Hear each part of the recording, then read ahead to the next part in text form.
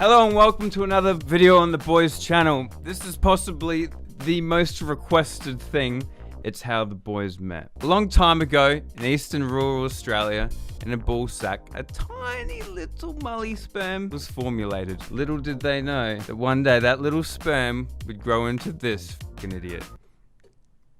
He doesn't even have his headphones on. He doesn't even have his headphones on. He can't defend himself. Back off, you big bully. Before this video starts, we just want to say a big thank you for 1 million subscribers. And to celebrate, we're releasing a sick, limited edition black on black The Boys hoodie. You can go to theboys.store and cop it today. But also, we have a range of other items that you can buy. We have bucket hats, we have pairs of socks, we have shoelaces, we have other hoodies, we have t-shirts, we have heaps of stuff. And if you spend over $100, you get the Boys shoelaces for free for a limited time. All you have to do, if you want to celebrate 1 million subscribers with us and cop that black on black limited edition hoodie, is go to theboys.store or click the link in the description right now. Please buy merch. I need taco money. Yes, Eddie's poor. Okay, go, enjoy the video. That's it. Let's start with why we all started our YouTube channels. I started my YouTube channel because I heard that you can get free PAX tickets. My name is Mully, and I started making YouTube videos because I wanted to be like PewDiePie. When I was like 10, I really liked playing Super Mario 64, and I started making Super Mario 64 speed runs. I started making YouTube videos when I was working at Target. I was just so fucking depressed. If we were going to mention the downside of why we started, I would have said I was working in kitchens for 60 hours with an alcohol addiction. I was going through college. I met Josh and Molly, those two lovely boys, and you know, they put me in a video. People liked it. Well, to be fair, Narrator, me and Josh needed content that day, and you just happened to be in a well-known room. And that's all I can ask for. Look at me now, in a slightly bigger apartment than the one I had. So now you know how, you know, what the reason was why me and all the boys created our channels. However, you don't know how it began in the very beginning, so I'm gonna take you back in time with the chronicles where it all began, to how the boys became the boys.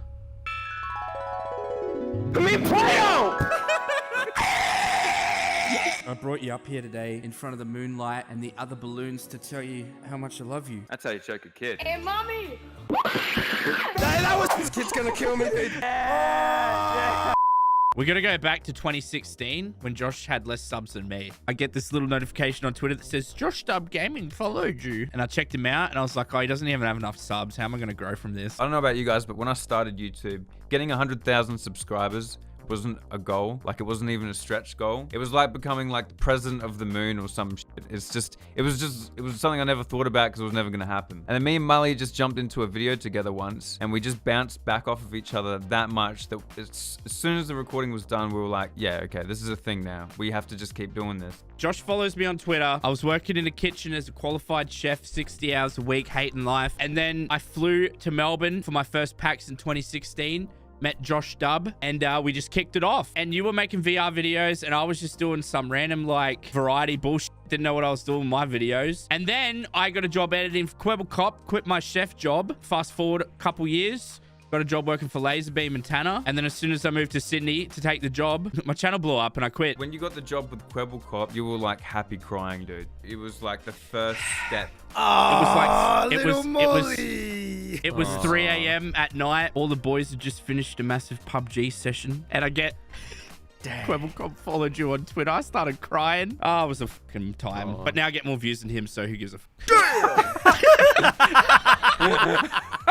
Nah, jokes aside, it was a very, it was a crazy fucking time, dude, honestly.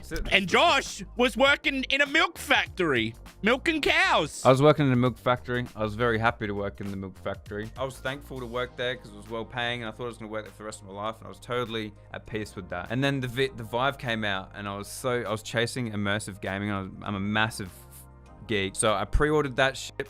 And then I wanted to show my friends at work, so I uploaded a couple videos to YouTube. And then I started getting a couple views and stuff. And then, yeah, I went to PAX and I found out about the media passes. And I was like, holy shit, dude, if I get 50,000 subscribers, I get free fucking passes, dude. It's gonna save me $300 a year. There was one year where I was about to bail. I went to a click panel and the shit that Loser Fruit was saying motivated me. So thanks, Fruity. Meanwhile, while all this is going on, Juicy's making Minecraft videos. Narrator's running around in VR chat or some shit.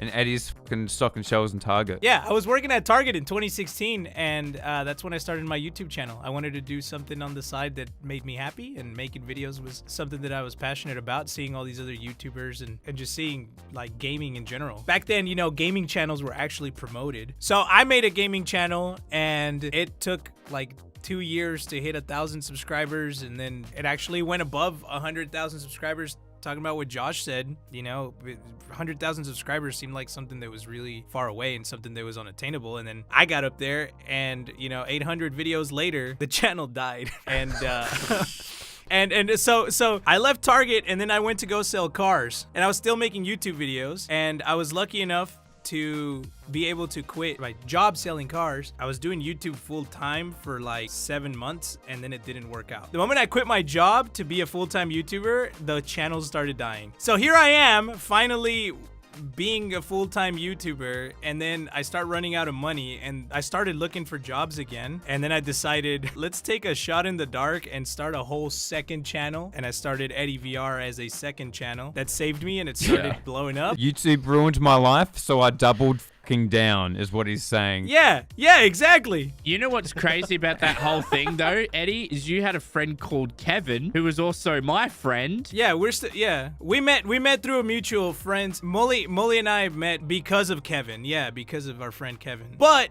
how I met the boys is I'm chilling. I'm making TikTok videos. I'm making VR videos. I'm just doing my Mexican screaming and all that shit. And then one day, out of nowhere, I get a comment on one of my videos. Actually, 2 comments. One from Josh and one from Molly. Molly goes, "What did you say?" I like this funny taco man. Yeah, exactly. And then I get on a separate video, Josh Dub going, "You're a funny Also, I think we should mention that while this is going on for you, me and Josh are also having our conversation. What should we do about this Eddie?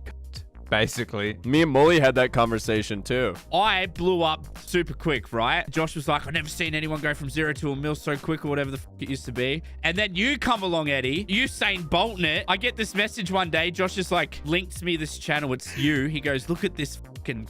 He's coming for us.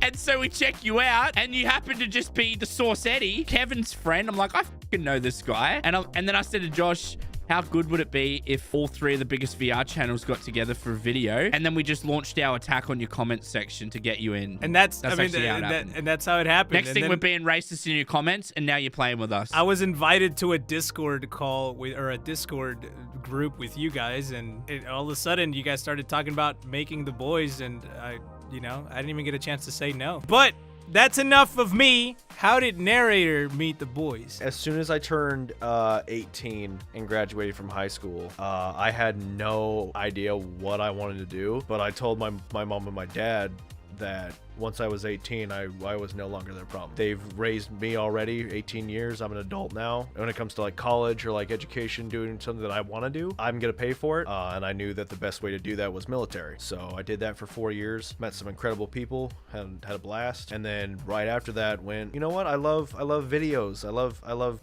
watching cool, awesome YouTube vids and stuff like that. So I went and tried to go for my bachelor's in digital filmmaking and video production. But in my spare time, I love doing voices. I love voice acting. So what I did is I would go on VR chat a lot and, practice different voices and, different accents if you want me to. And just learn how to switch and like just be all these different characters. And, this like kind of like the same characters that inspired me to be who I am today when I watched cartoons. And I thought it was one of my favorite voices was my narrator voice because it throws people off. So I chose to be a little Pichu-burb, and I would just go around VR chat and just narrate people, cut behind people, and they'd be like, "Oh, look at the little Pikachu," and I'll be like, hello there, and this is now I'm going to be following you until the end of time. And then one day, these 2 Australians walked into my show and tell. The funniest thing is, Narrator, the first words I ever spoke to you was, Josh, don't touch it. It might have diseases.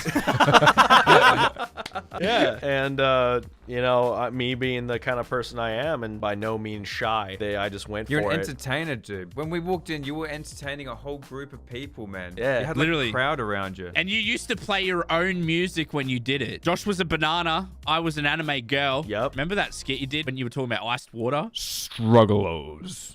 I got up, wanted to make myself some cereal.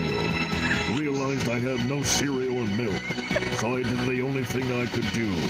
I made myself a bowl of struggalos.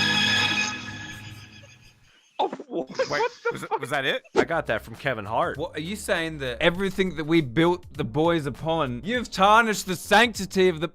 We should have gotten Kevin Hart, Molly. Get Kevin Hart and the boys right now, you fucking imposter. When you guys were blowing up, I went into Pavlov one day to make a video for my other channel. Before I started recording, I got into this team deathmatch lobby, and I see your narrator standing right next to me. I freaked out because it was the famous narrator standing right next to me. I asked him if he could narrate me, and there I was running down a corridor. I threw a grenade at myself, and it was so beautiful just listening to the whole narration as it happened. Like throwing a fucking grenade at yourself in a game is one thing, but having narrator narrate that experience for you takes it one step further. Back in the day, it was just me and Josh. We were playing public servers to get Yeah. like fresh and interesting interactions, and then we'd always run into so many issues with quits and stuff like that. Josh used to have to live stream our Pavlov sessions to fill the lobby so we could get content, dude. Yeah, and then we were like, you know what would be great if we had a team of people that were all focused on the same shit. Kind of started just scouting people. Any person we thought was real funny, you know, get them in. Rekid, he's always going to be a part of the history, right? The way we met Rekid was he was a fan of Josh. When you play Climby, this game called Climby, people can just randomly join you. So he joined us once. We did a video with him. It was pretty funny. It was the first video I ever put on my... Well, we kicked him because he was fucking annoying. We kicked him and then he kept coming back. Yeah. Like I said before, me and Josh, before we started actually figuring out what we were doing with ourselves, we used to like make videos just yelling at kids in VR, right? And so Rekid was one of those kids that we just started screaming at for literally no reason.